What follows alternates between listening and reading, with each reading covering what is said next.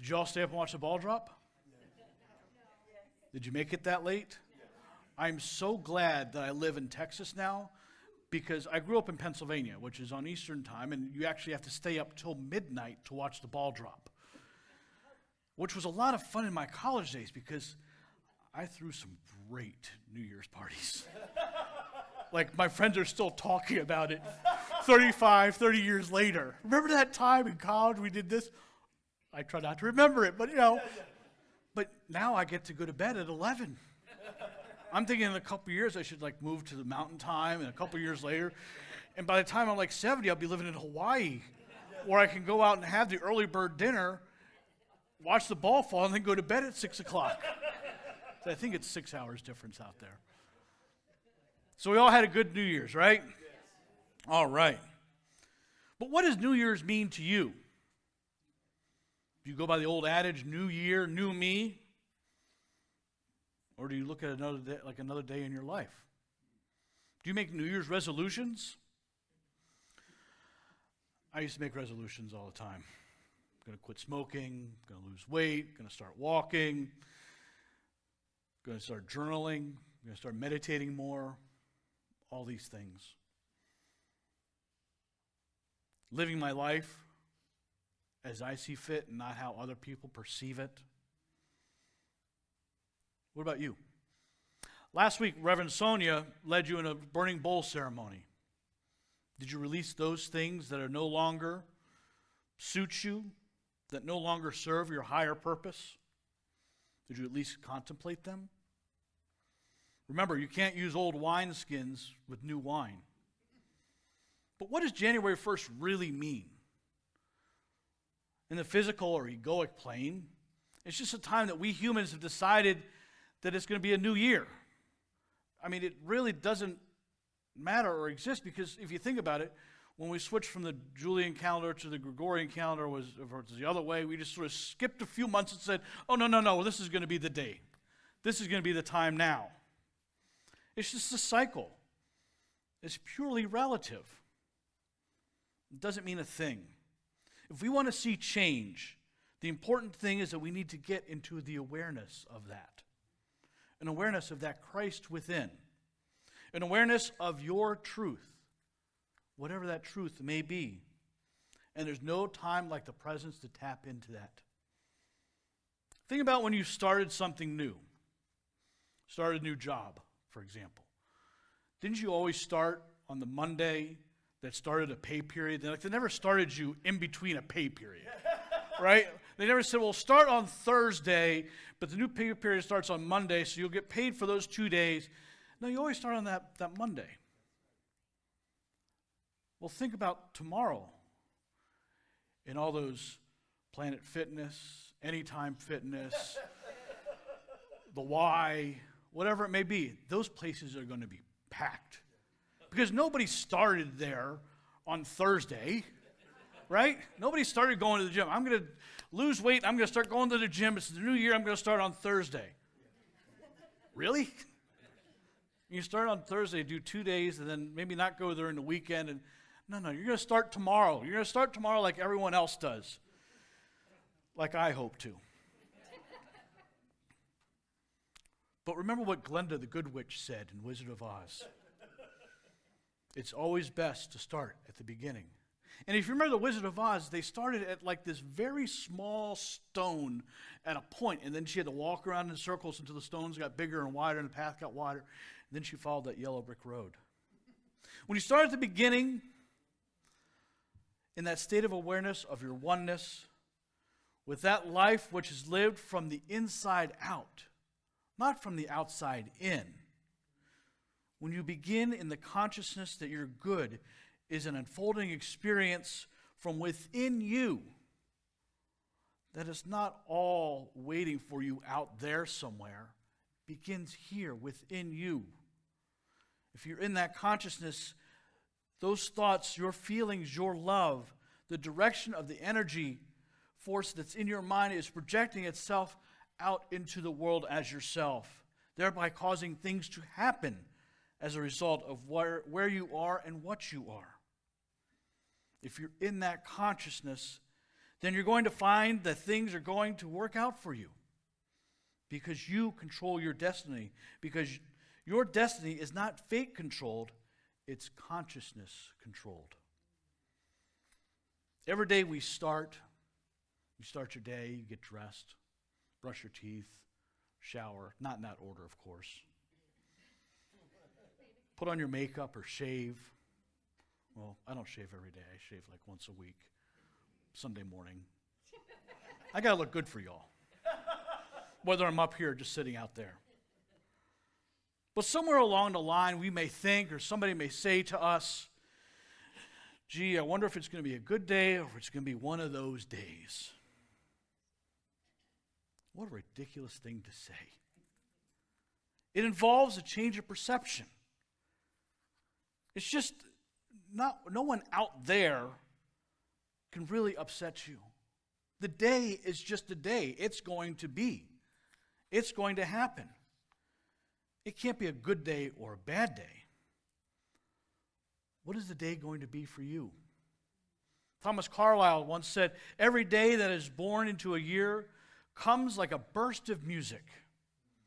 It rings itself all day through, and thou shalt make it a dance, a dirge, or a life march, as you wilt. There's another expression that many people have said, I don't have much to look forward to anymore. A person, no one here I know, of course, may look forward to the new year in sort of a grim feeling. Well, I guess it's just the same as usual. I wonder what struggles are just out there waiting for me. These are error thoughts. These are those sin that we were talking about. There's nothing out there waiting for you. Remember, the important thing is if you are in tune, plugged in into the awareness that life is lived within to out, then you begin with the realization of the oneness. You begin with a consciousness that your life, your future, your destiny is all wrapped up within you. And yours is the privilege of unfolding it, unwrapping it, giving it birth hour by hour, day by day, week by week. You are in this awareness, and you look forward with great faith. From this consciousness, you look forward with great love, and from this consciousness, you look forward with great understanding. For an awareness of truth, you go forth, and you are vital. You are alert. You are decisive, and you are loving. And things work out for you. They work out because you're working in that right awareness. Obviously, there are times that we slip up a bit. We don't quite begin with that alert in consciousness. We find things working not as we would like them to be. The truth will be consciously remembered. That if I come to the close of the day or a week or a month or a year or a lifetime, and I look at things that have happened and say, well, that's not exactly how I would have done it, but instead say, why has God dealt with me in this way? You'll say to yourself, I have lived to the best of my ability in this moment. I've had this experience as it has unfolded, and it has been the result of my consciousness. I don't condemn myself for it. I know that life is a process of growth. Tomorrow, I begin again. I can't tell you how many times I've thought, tomorrow I begin again. Instead of me asking, why is this happening to me, ask, what is this trying to teach me? 2 years ago or so, I was up here on this podium telling you how I was having some health problems, how I was 40 pounds overweight, how I was diabetic, and my blood sugar was through the roof, and I was on all these medications, metformin, and this other stuff for my high blood pressure. And then 6 months later, I came back and said, I've lost almost 40 pounds. I'm no longer on the medicine. You all cheered. Well, guess what happened? It's back. The 40 pounds are back. I'm back up to that same thing. I went to the doctor. I'm back on the drugs, and I'm not liking it. And I say to myself every time in the mirror, when I go by the mirror, when I'm getting in the shower, today's the day you're going to begin again. Today's the day you're going to begin again. You're allowed to do that. Allow yourself to have that. Rise from the ego world into this higher state of consciousness. Every day is a new day. As somebody said, this is the first day of the rest of your life. So in a sense, there's a great structure being built. And it's important to be at the beginning of that building process. It's your life. It's the unfolding process of your consciousness. You can decide, is it going to be the same old thing? Oh, I wonder what is going to happen now. Or is it going to be, I'm in tune with the divine flow. I know that I'm a spiritual being. I know my life is lived from within out. I know that within me there's a substance, the guidance and the intelligence of love by which I can do what I want to do and achieve what I want to achieve simply because I desire to do so. Is the divine flow that is working through me. The statement at the end of the prayer for protection, wherever I am, God is a beautiful realization, one that we can always remember. Wherever I am, God is. Wherever I am, God is. I am here. And the fact that I am here, I know that God is here with me, manifesting as me. We have a choice this year. Are we going to think this is going to be the same old year as last? Or are we going to start at the beginning of our consciousness as we realize that we can change? We can begin anew with a new thought and a new kind of energy. With the ability to affirm, let us claim all will be good in 2025. Let us all affirm that right now. All will be good in 2025. Let us see that manifesting in your lives, the lives of our families and friends throughout the world. Let us take the lessons from 2024 and move into a non-judgmental world of kindness, peace, and a consciousness of love.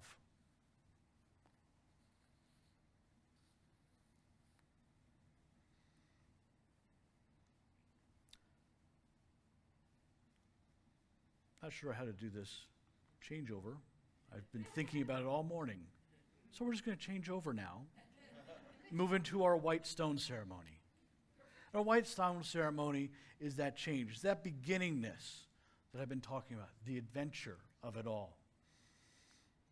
Little housekeeping. Did everyone receive a white stone when they came in today? Anybody not receive one? Please raise your hand. We'll have the ushers come and get you one. It's a little stone. I guess they're more beige now than white. I have about 9 of these on the top of my bulletin board that's above my computer where I work, of my past white stones.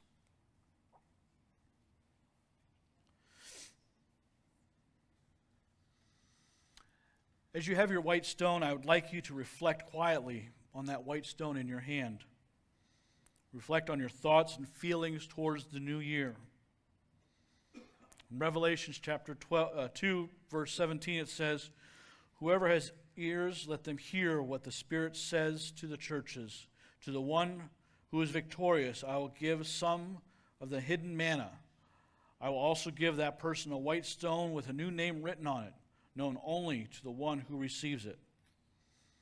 As we celebrated the newborn Christ within us 2 weeks ago, now is a time to reflect on a word or a phrase that we wish to manifest throughout the year, the coming year. Like I said, I have 9 of these lined up.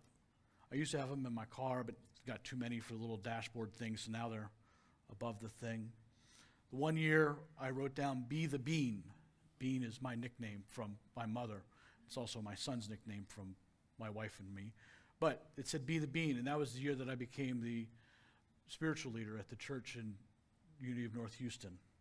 It seemed appropriate. Each one of those has a special meaning to me, and I do go back and look at them and reflect on them and what they meant. And I can, even though the dates aren't written on there, the years of them, I know which one is which, and I have them in order. As we journey on the path of our spiritual awakening, the white stone in each of us is constantly being renewed. The white stone in each of us is being revitalized and redeemed. The white stone and the name written on it is a symbol of our spiritual growth, whereby we cancel out that discontinue our old way of thinking, put an end to our habit of forgetting who and what we truly are. Each of us lives within that flow of life, that flow from the Christ or God consciousness, and it allows us to reach a higher, more purified state of consciousness, a state of consciousness that is symbolized by the white or beige on your stone. It is this renewal process that takes place deep within us where we gain the knowledge of a new name within us. And more importantly, we gain a deeper understanding of what that new name is and where it might lead us. So I encourage you to consciously invite the activity of that which is greater than you into your heart and mind for the next few moments. Feel that new quality within you being pressed out by Spirit. I ask you to give your ego a few minutes off and let that divine, holy self in you come through. Give yourself permission to know that you have a new quality, a new name, a new essence for the new year.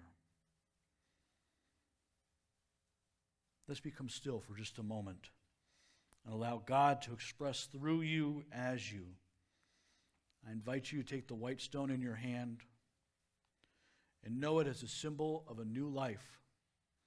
See it as a symbol of who you have become or who you are becoming. Feel the presence of God and know your oneness with God. Feel that loving presence of God as it surrounds you and supports you. Know right now that you are safe and secure. You are loved and supported by the presence of the Holy Spirit. Know that you are encouraged by your fellow travelers, and know that you are loved and appreciated by this spiritual community. So now we meditate on our new name. We have freed ourselves to live more fully, consciously of the activity of this whole Spirit of God in our creative life force and in every respect of our lives. We're now free from limiting thoughts about ourselves, each other, or our world. Begin to reflect on the new name. Let it come to you easily without trying to make it happen. Let your name come to you that marks your new beginning. Feel that stone in your hand. Hear it beckon to you. It is what Spirit is calling you to do or be. As a whisper from your soul that you are so much more than you have ever let it come as an expression. Spirit has decreed a name for you to be written on the stone. What will your new spiritual quality be this year? And so, as you're guided by Spirit, I still invite you to trust in this now moment. As Spirit gives to you the sacred place in this moment of truth, an insight into your divine purpose, an insight into your holy essence. And so in that secret place, most high, I invite you to allow yourself to hear the new name that the divine has for you. And as that name becomes clear, just allow yourself to write it. It may be one word, it may be many words. Whatever it is, go with it. If nothing is coming to you now, at this present moment, feel free to take your white stone, and when your moment arises, write your new spiritual name on it. If a name has come to you, stay quiet and allow yourself to ask for a deeper understanding, to understand if there's any steps that you need to take. In this moment, allow yourself to simply open to Spirit to say thank you. That thankfulness flows over us as we receive our new name, along with what comes with the power and the guidance to achieve all that we desire. This is our new name. We see it. We decree it. We're on the path to gaining greater insights and awareness and mark this new beginning. Accept this consciousness as ever-increasing good in your life. Amen.